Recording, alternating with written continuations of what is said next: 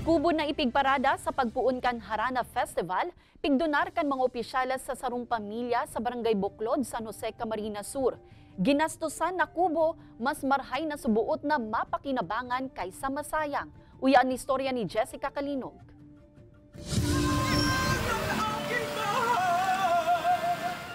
Kan Pebrero 15, maniba-ibang interpretasyon kan tradisyonal na pagharana an ipigbida kan 29 mga barangay kan banwaanin San Jose, Camarines Sur sa paagi kan float parade an float number 6 na pigtarabangan mabilog kan Barangay Buklod, Bahay asin San Antonio.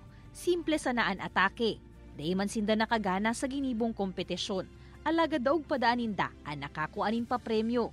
Taan 2 meters by 2 meters na kubo na ginamit sa parada. Sa indang pigdonar sa sarong pamilya sa Barangay Buklod.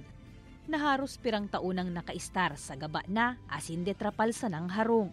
Aloy na kaya tumam, talagang mayo maning naistaran ng tol-tol. Buhay may mga katumam, arog man kayan. Minsan makasubli ka ng bagas, matamo ka nangon, ang bago katawan.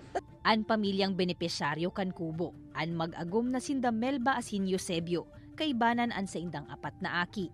Istorya kan mga ini, sa pag-agi kan mga bagyo, dagos ng naraotan sa indang harong. Gusto naman ko taninda ining pakarayon, alaga da ida talaga kaya.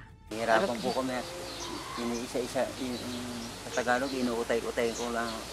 Kung kinikita ko lang, minsan, 100, 200, pagka mayo na. Day man kaya siya makatrabaho sa harayo, taan sa indang duwang aki, pati inaan sa iyang agom, igwanin pigmamati, kaya dakulang tabang subuot para sa inda, na matawanin maray na masisirungan, lalo na para sa indang mga aki. Malaking bagay na po. Day na po siya nagtuturo. Saka nakakahiro po ng maluwag. Magayon po, nakakaigda na po din na maayos.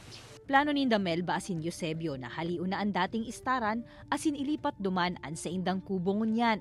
Para man ki Kapitan Buena Flor, lugod maging inspirasyon an istoryang ini sa ibang tao na kung may kakayanan na magtabang, dain na magduwa-duwa to spread kindness.